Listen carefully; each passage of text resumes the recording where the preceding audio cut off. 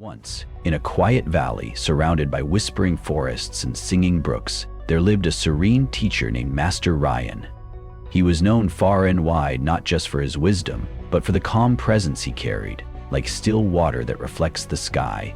People journeyed from distant lands to seek his insight on life, loss, and inner peace.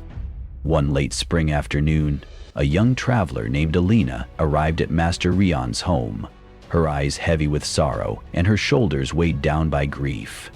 She had heard whispers of the wise man who helped others find peace, and she carried a hope, fragile but flickering, that perhaps he could help her too.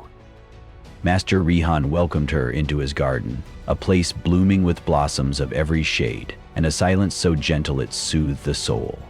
He motioned for Alina to sit beside a quiet pond where lotus flowers floated like dreams on water.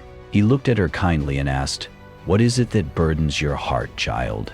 What brings you here to learn the path of release?" Tears welled in Alina's eyes as she answered, "Master, I have lost someone I love dearly. Their absence haunts me. I wake each day hoping it's a dream, but it never is. The pain clings to me. I can't breathe without it."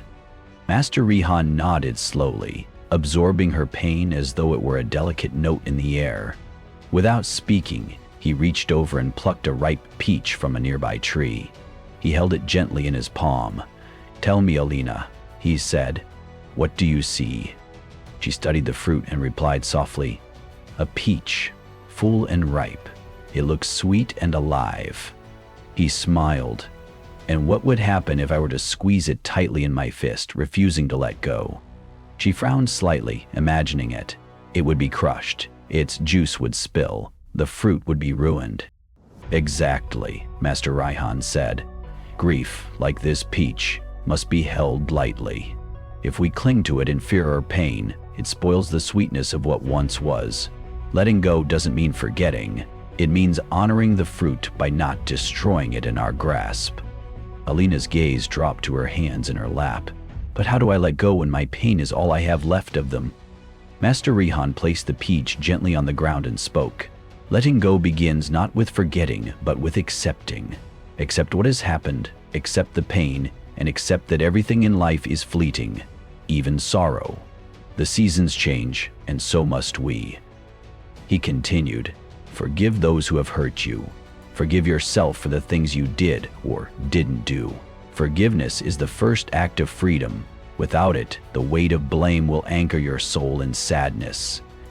Alina nodded, her heart stirring like the wind through the trees. "I think I understand now. Holding on doesn't protect their memory, it only harms me. Thank you, Master Rihan." With a warm smile, the teacher placed a hand over his heart. "Go, Alina. Return to the world. Each day, let go a little more of what weighs you down. Fill that space with the beauty of now. This is how you honor the past, by living fully in the present." And so, Alina left the valley with a heart lighter than it had been in many moons. Her journey of healing had just begun, but she carried with her a truth like a lantern in the dark. True peace comes not from holding on, but from learning to let go. Acceptance, forgiveness, and presence are the keys to healing a wounded heart.